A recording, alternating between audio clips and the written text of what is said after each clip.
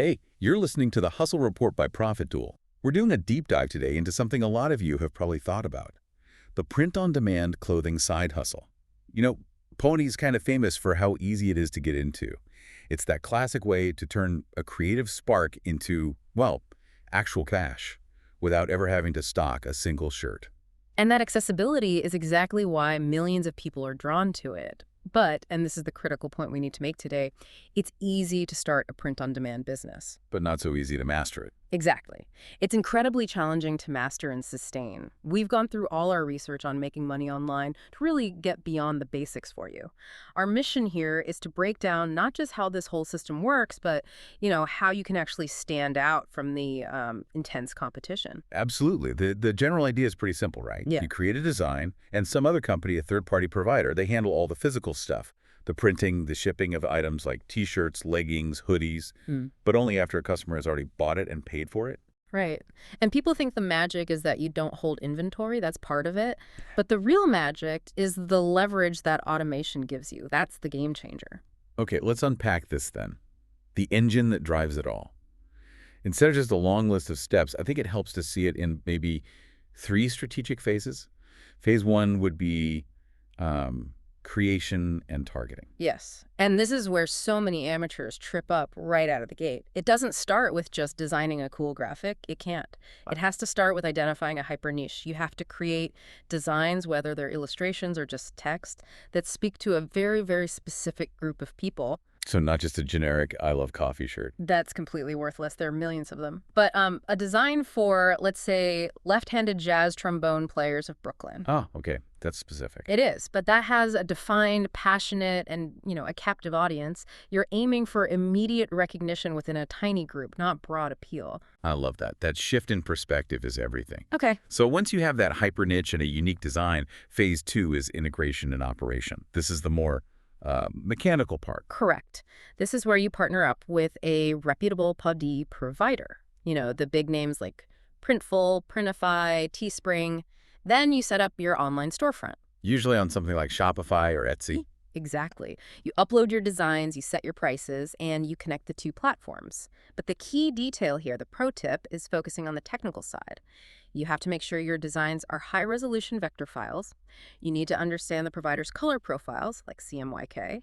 A small mistake there can lead to a huge rate of returns later on. That's a great point. That's the kind of thing that separates the pros from the hobbyists. So the store is live, it's integrated. Then comes phase 3, promotion and optimization. And this is where you will spend almost all of your time. It's just relentless traffic generation, content marketing, social media, maybe some paid ads. And then you have to constantly monitor everything. The dream is when you sell a shirt, the provider automatically prints it, packs it, and ships it. That's the passive income part. But the active work never stops. Never. You always analyzing sales data, seeing what keywords are working, which designs are duds, and what people are leaving in their carts. Speaking of that passive dream, let's talk about why this model is so attractive to begin with. The big one is the low financial risk, isn't it? The low startup costs. Oh, absolutely. It's the biggest draw. You're completely avoiding that, 5-figure investment you'd normally need for bulk inventory in a warehouse. You're leveraging someone else's entire infrastructure. 100%.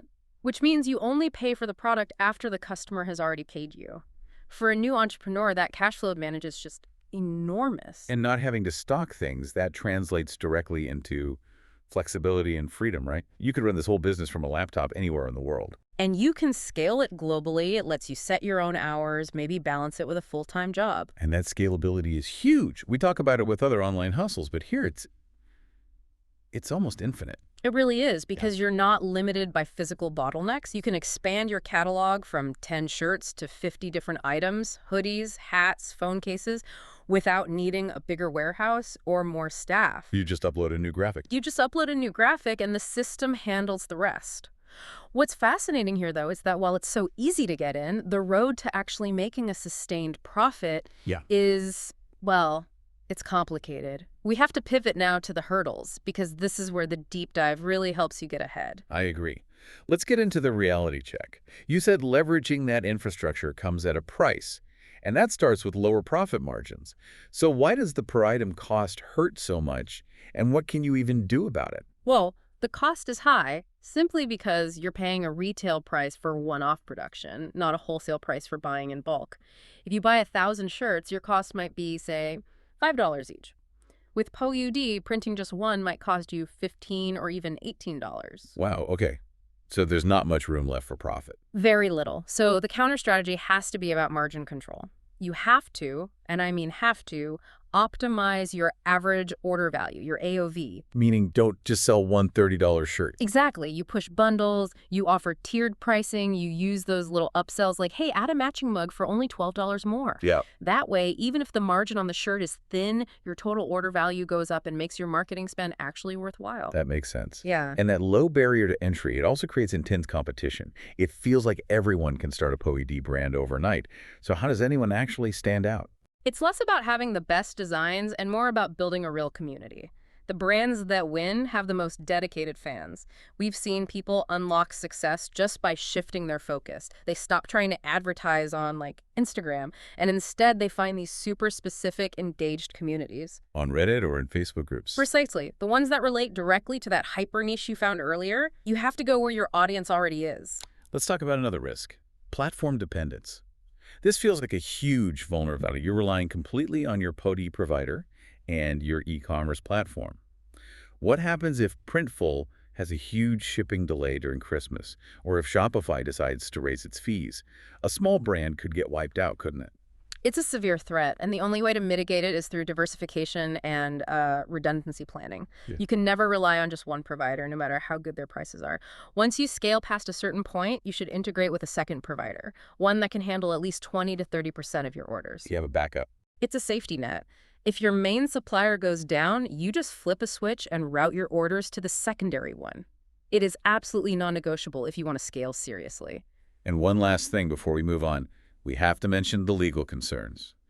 The whole business is based on creative property. You have to be so rigorous. Every single design has to be 100% original. You have to steer clear of trademarks, of copyrights. It's just not a risk worth taking. Okay, so we've laid out the costs, the competition. We've seen reports that established sellers can earn somewhere between, what, $15 to $30 an hour? What's the reality of actually getting to that number? It is not immediate. That rate reflects the time you put in after the business has stabilized. You have to understand, your first 500 hours are probably going to be spent designing, testing, and marketing with very little or even no return. Oof, that's some serious sweat equity. It is. The hourly rate only starts to climb once you've proven your niche, you've optimized your products, and you've got the fulfillment automated. It takes a ton of upfront work. Which makes having a solid action plan even more critical. So for anyone listening who's ready to put in that effort, let's wrap this up with the practical steps. Step 1, which we've hit on a few times, is deep research and niche identification. Correct. Find where your personal interests overlap with market demand. Don't chase trends. Find those enduring niche passions.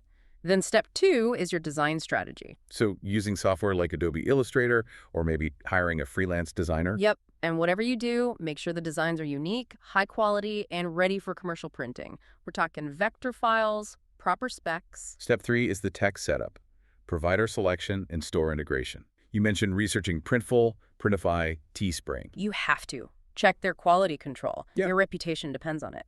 Then build a professional-looking store on Shopify or Etsy that actually reflects your brand. Then step 4, the part that never ends, the marketing strategy. And it needs to be a multi-pronged attack. It's not just posting on Instagram. It's running small, cheap ad tests to see what actually converts. It's creating content that speaks directly to that hyper niche we found. And finally, the step that really turns this from a hobby into a business, continuous improvement. You have to use data. Look at conversion rates on your site. Look at where people are clicking. Make decisions based on facts, not on your feelings. If a design isn't selling after you've tested it, kill it. Move on. So it seems the successful entrepreneurs are the ones who combine that dedication with a really analytical creativity. Absolutely. Pudor is a meritocracy. It really rewards those who treat it like a strategic business, not just a gallery for their cool art. So to sum it up, print on demand is a low-risk, very scalable way to launch a clothing brand. But only if you manage those tight margins strategically, build a brilliant niche brand, and plan for that platform dependence. And it's a model that offers incredible financial leverage. It sits right alongside other great side hustles we've covered, like matched betting, yard sale flipping, drop shipping, or even being a brand ambassador. They're all just different paths to building a real substantial monthly income. Thinking again about that platform dependence, which we highlighted as a key risk, here's a thought for you to take away. How might a successful entrepreneur best use their design catalog to diversify their revenue streams entirely outside of the Pody model, to make sure that if the platforms fail, their creative assets still generate income? That's something to ponder. That's it for today. We'll see you back on the Hustle Report soon.